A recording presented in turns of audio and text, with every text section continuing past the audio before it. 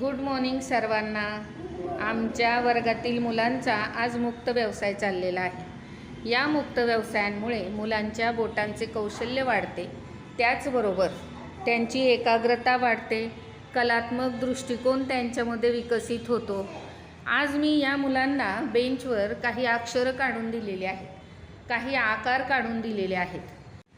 पूर्व प्राथमिक विभागासाठी असे उपक्रम मुलांना दिल्याने मुलांची एकाग्र वृत्ती वाढते, त्याचबरोबर त्यांचे मानसिक आणि बौद्धिक संतुलन साधले जाते।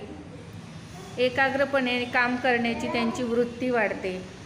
पहा किती छान सगळी मुलं आमची मुक्त व्यवसाय करत आहेत।